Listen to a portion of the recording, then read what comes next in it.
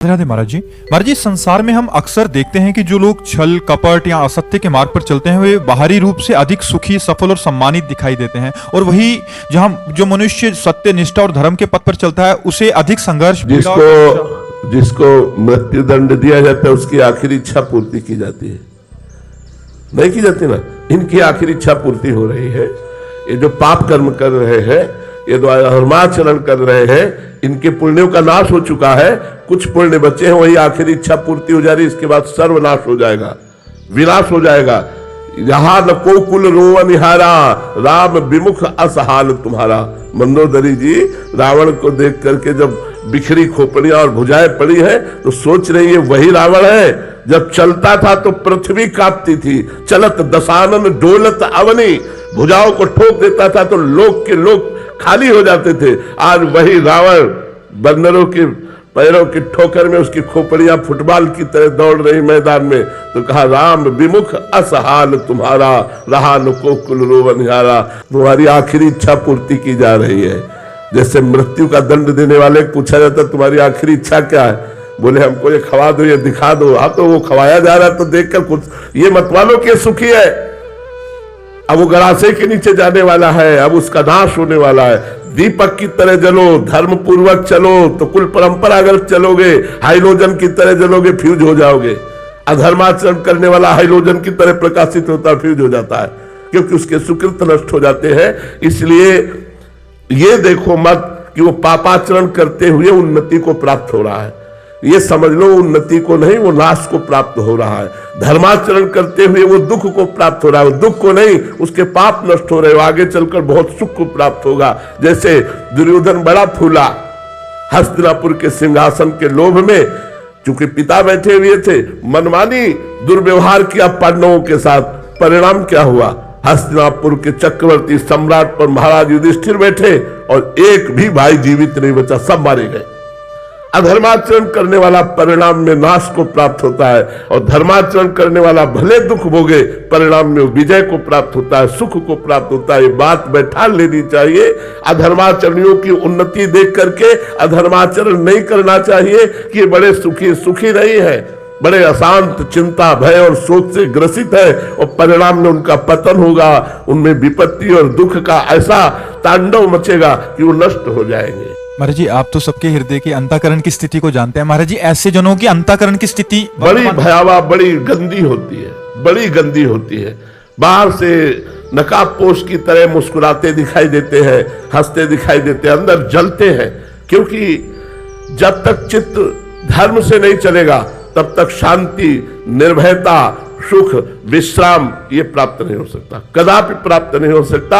जीवन भर जलते रहते हो, मरने के बाद नरक में जलाए जाते हैं, नरक में दुख भोगना पड़ता है। इसलिए पाप से डरो, अधर्माचरण से डरो, यही दुख भोगना पड़ता है। नरक की तो बात जाने दो।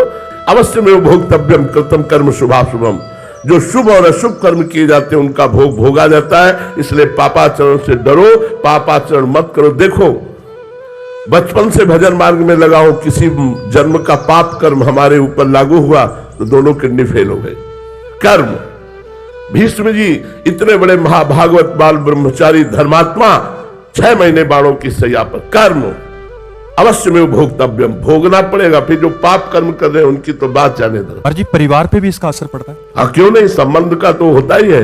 अगर तुम कोई क्राइम करो तो तुम्हारे पूरे परिवार को प्रताड़ित किया जाएगा। कहाँ है बताओ? यहां तक कि रिश्ते नातेदारों के घर भी छापा पड़ेगा, रिश्ते नातेदारों को भी प्रताड़ित किया जाएगा। संबंध का तो दंड मिलता ही है, या संबंध का पुरस्कार मिलता है। अच्छा कार्य करने वाला राजकीय कर्मचारी तो माता पिता रेल में फ्री, संबंध का ही तो उसको सुविधा मिल रही है, संबंध से ही उसे दुख और दुविधा मिलती है। जो पिता अधर्माचरण कर रहा है तो बच्चे भी उसका भोगेंगे? बिल्कुल, बच्चा करेगा तो बाप को भी भोगना पड़ेगा, बाप की भी निंदा होगी, उसको भी गालियां मिलेगी, समाज में उसको सर नीचा करना पड़ेगा। चाहे पिता का संबंध गलत हो या पुत्र का संबंध गलत हो, दोनों को भोगना पड़ेगा। अधर्म आचरण से आया हुआ धन भी प्रभावित, पूरे परिवार को शोकित करेगा, पूरे परिवार को शोकित करेगा। और दिखता है तो गाड़ी बंगला सब बन गया, ये सब बाहरी है, बाहरी है। ये कुछ दिन के बाद बाहरी भी नहीं रहेगा, आंतरिक भी नहीं रहेगा। आंतरिक तो जलते ही रहते हैं, बाहरी है ये कुछ दिन के लिए है, कुछ दिन के लिए है। देवकी वसुदेव जी को हथकड़ी में डाले हुए कुछ दिन के लिए समय है उसका, सुकृत जब तक है तब तक ठीक है। केस पकड़कर पूरी सभा में पटक पटक कर कंस को मारा, जो महाबली था। ऐसा बलि था कि जरासंध प्रसन्न होकर अपनी 2 पुत्रियों का ब्याह किया था। तो जब तक पुण्य है तब तक धर्मात्मा पुरुष को दुख दे लो और पाप कर लो, और जिस समय तुम्हारे पुण्य नष्ट होंगे, विध्वंस हो जाओगे, किसी कार्य में तुम सफल नहीं हो पाओगे। अभी तुम्हारे पुण्य इसलिए सफलता दिखाई दे रही। जी पापाचरण वालों को तो समझ आया, बट ये जो धर्माचरण कर रहे हैं फिर भी दुखी हैं, इनका क्या रहस्य? पूर्व जन्म के जो पाप है, अब उनके पाप का जो क्रम लागू हुआ है वो नष्ट हो जाएंगे।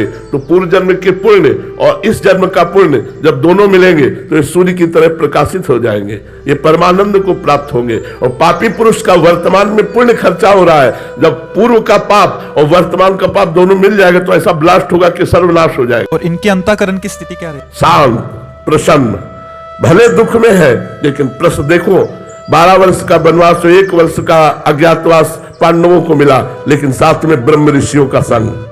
ये सौभाग्य कि बड़े बड़े ब्रह्म ऋषि भगवान की चर्चा सुनाते हुए उनको 12 वर्ष समझ में ही नहीं आया कैसे कट गए। उस समय उनका हृदय शांत, प्रसन्न, भगवत शरणागत, भगवत चिंतन परायण, बाहरी कष्टों की परवाह नहीं करते, धर्म में चलने वाले।